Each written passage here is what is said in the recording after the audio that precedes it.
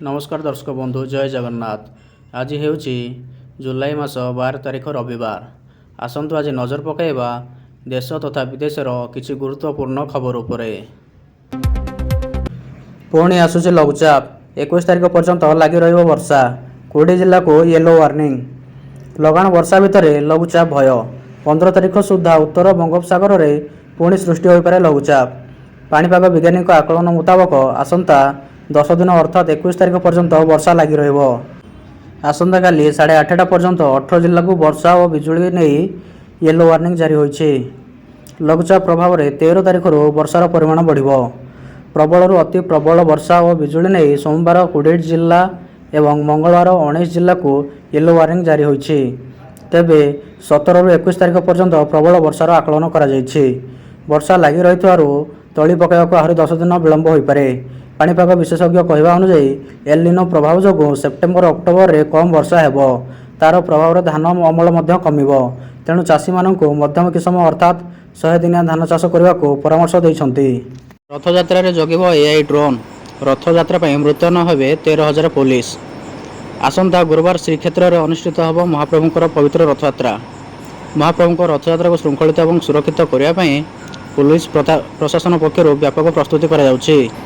रथयात्रा रे भीड़ नियंत्रण भक्तों सुरक्षा ट्रैफिक सुपरिचालन नहीं गुरुत्वपूर्ण दायित्व रही पुलिस विभाग।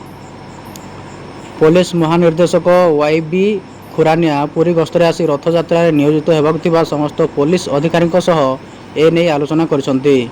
एक स्वतंत्र बैठक में पुलिस भूमिका और दायित्व संपर्क में पुलिस अधिकारी को सचेतन कराइछन्ति। पुलिस महानिर्देशक महाप्रभु को रथयात्रा सामिल होगापी लक्ष लक्ष भक्त श्रीक्षेत्र को आसवे।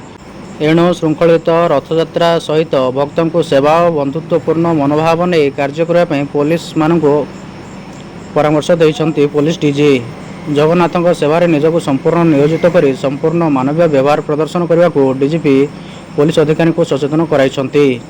तेबे पुलिस डीजी सूचना अनुसार चलित रथयात्रा को श्रृंखलित भाव में परिचालन करने 13,000 पुलिस कर्मचारी मुतयन होगाकु थिबा बेले 19 जन वरिष्ठ आईपीएस अधिकारी को पुलिस परिचालन दायित्व भार दि जाइछि। समुद्र पथरे मेराइन पुलिस एवं कोस्ट गार्ड और नेवी नजर रखिबे। सेहीपरि आकाश मार्ग ड्रोन द्वारा संपूर्ण पुरी शहर उपर नजर रखिबो पुलिस। रथयात्रा रे 470टी एआई सीसीटीवी कैमेरा द्वारा संपूर्ण पुरी शहर एवं पुरी भुवनेश्वर जातीय राजपथ उपर कड़ा नजर रखाଯିबो बोली पुलिस डीजीपी तरफ सूचना दि जाइछि। रूस रू तेल किणवा पड़ो महंगा। भारत को टार्गेट करछन्ति ट्रम्प प्रशासन। रूस रू अशोधित तैल और प्राकृतिक गैस किणुवा देशगुड़िक चाप वृद्धि करने अमेरिका एक बड़ पदक्षेप नहीं। राष्ट्रपति डोनाल्ड ट्रम्प प्रशासन सहित सहमत हो 4 जन प्रभावशाली अमेरिकीय सीनेट सदस्य रूस विरोधी कटकणा नहीं एक नूतन बिल आगक बढ़ावा घोषणा करिसेंति। यह प्रस्तावित आईन भारत को मध्य प्रभावित करे बोली कहुछि कारण भारत मध्य रूस रू शक्ति आमदानी जारी रखिछि। राष्ट्रपति डोनाल्ड ट्रम्प को घनिष्ठ सहयोगी Republican senator Lindsey Graham, Republican senator Roger Wicker और डेमोक्रेटिक सेनेटर रिचार्ड ब्लूमेंथल एवं जीन साहिन एक मिलित विवृत्ति रे यही घोषणा करछन्ति। सेमाने कहछन्ति जे यूक्रेन रे साधारण नागरिकों उपरे रूस आक्रमण जारी करिथारु रूसीय तैल और गैस क्रय करी रूस रो अर्थनीति को सहायता करुवा देशगुड़िक उपरे आर्थिक चाप प्रयोग करने अत्यंत जरूरी। 2025 मसीहार रूसिया प्रतिबंधक आईन अनुसार जो देशगुड़िक रूस रू तेल प्राकृतिक गैस यूरानियम किंबा अन्य पेट्रोलियम उत्साह क्रय कर सामग्री और सेवा उपर अमेरिका शुल्क लगाइबा प्रस्ताव दि जाइछि। प्रारंभिक ड्राफ्ट रे यही प्रकार देशगुड़िक उपर 500% पर्यंत शुल्क लगाइबा कहुछि। हीराकुदर 5टी गेट बंद है आउ 3 खोला। शनिवार 2टी पर्यायर हीराकुद जलभंडार 5टी गेट बंद कर सहित खोला थिबा गेट संख्या को 3 को ह्रास पाई। शनिवार राति 9टा बेल को बाम पार्श्वर 2 और डाहाण पार्श्वर गोटे गेट खोला रही। से समय हीराकुद जल स्तर 611.54 फुट को खसी जाइथिला। जलभंडार हाराहारी 60,445 क्यूसेक पानी प्रवेश करुवा बेले विभिन्न मार्ग दे 92,542 क्यूसेक जल निष्कासित होता। से स्पिलवे दे 63,733 क्यूसेक, पावर चैनल दे 25,032 क्यूसेक, शिल्प संस्था 247 क्यूसेक और विभिन्न केनाल दे 3,530 क्यूसेक पानी छड़ा जाउथला। ସେହି ସମୟରେ ହୀରାକୁଦ ତଳମୁଣ୍ଡ ମହାନଦୀର ପର୍ଥଲାଠାରେ 17,450 କ୍ୟୁସେକ୍, ଖଇରମାଳରେ 1,82,000 କ୍ୟୁସେକ୍, ବରମୂଳରେ 1,77,500 କ୍ୟୁସେକ୍ ଏବଂ ମୁଣ୍ଡଳିରେ 87,700 କ୍ୟୁସେକ୍ ପାଣି ପ୍ରଭାବିତ ହୋଇଥିଲା। ଗତ 24 ଘଣ୍ଟା ମଧ୍ୟରେ ଜଳଭଣ୍ଡାର ଉପର ମୁଣ୍ଡରେ ହାରାହାରି 1.40 ମିଲିଲିଟର ଏବଂ ତଳମୁଣ୍ଡରେ 2.07 ମିଲିଲିଟର ବର୍ଷା ରେକର୍ଡ କରାଯାଇଥିବା ହୀରାକୁଦ ବନ୍ଧ ନିୟନ୍ତ୍ରଣ କକ୍ଷ ପକ୍ଷରୁ ସୂଚନା ଦିଆଯାଇଛି।